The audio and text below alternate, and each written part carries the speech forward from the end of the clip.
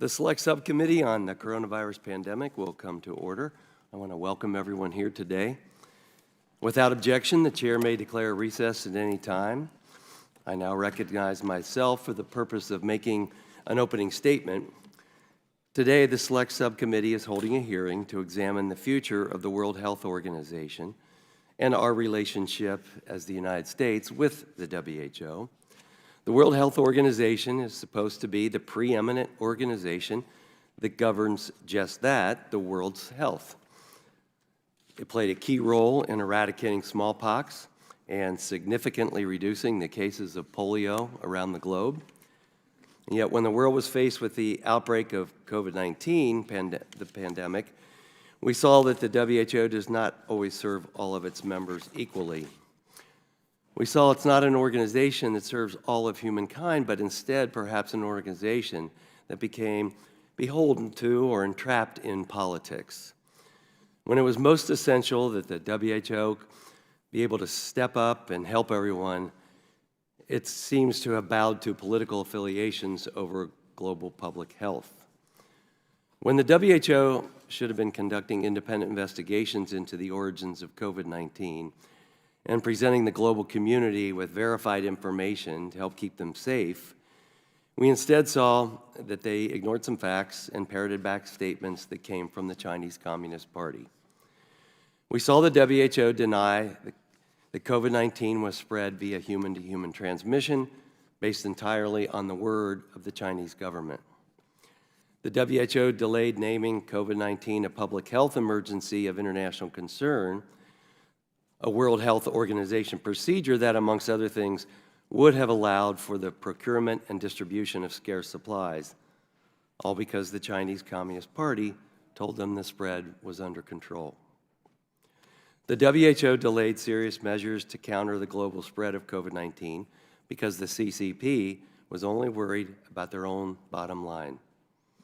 When the WHO produced a report evaluating the possible origins of COVID-19, it became unquestionably evident that the entire report was nothing more but Chinese propaganda.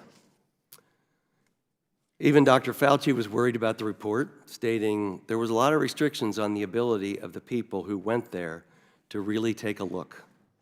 I have some considerable concerns about that. The CCP was so entrenched in influencing the WHO's investigation into the origins of COVID that they even contacted me. With unanimous consent, I wish to submit for the record an email sent to me by the Chinese embassy. So ordered. This email from the Chinese embassy is another attempt to interfere with the investigations of COVID. The letter stated, "We express our grave concern regarding the COVID-19 origins hearing. We firmly oppose it." This kind of communication and action hardly expresses a clear conscience. The WHO's lack of independent investigation potentially allowed the beginning of the pandemic to be worse and spread further than it could have been. All in all, we saw the WHO more influenced by politics than public health. Not necessarily their fault. There's no denying it, the WHO stumbled out of the gate. This subcommittee is as much about looking back as it is looking forward and preparing for the future.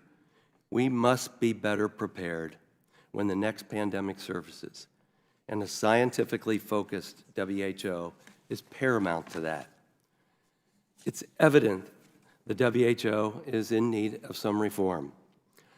So why not take an opportunity to ask the very people who are in the trenches how we can help them? Why not ask direct sources what we can do right now to equip future generations? Should there be an independent body that is able to conduct oversight? How can the ideal methods of data sharing and development be implemented across the world? What we do know is that the WHO needs to be reestablished with raised expectations of transparency, verifiability, and accountability. Accountability amongst its members as well. Running any public health organization in a political manner destroys the organization's credibility. The WHO needs to police its members and not cower behind bullies. The WHO should have been in a position to tell the world that China was lying, if they were lying. The fact that it didn't do so until later is very telling. Honesty is always non-negotiable, especially during a once-in-a-generation public health emergency. The WHO is currently drafting a new pandemic accord and new international health regulations that will apply to all its members. These changes must ensure American interests are protected. They must not violate international sovereignty, and they must hold China and others accountable. Further, any accord or treaty must be presented to Congress for approval. Anything else is wholly insufficient, especially in the minds of the American people. Let's use this opportunity to ensure that the WHO can actually protect the world's global health, and not just the political interest of a few of its members. The United States should be setting the gold standard in incentivizing best practices. And we should be doing everything we can to force the WHO to listen to American interests. Nothing is more important than global public health, and properly reforming the WHO is the first step to that protection, so that our officials and our providers can better care for our citizens and establish best practices, not only for here, but perhaps around the world. We're holding this hearing to look at the current circumstances surrounding the WHO and see how we can make it better and stronger for the future. I look forward to a strong on-topic discussion today, and I would now like to recognize Ranking Member Dr. Ruiz for the purpose of making an opening statement.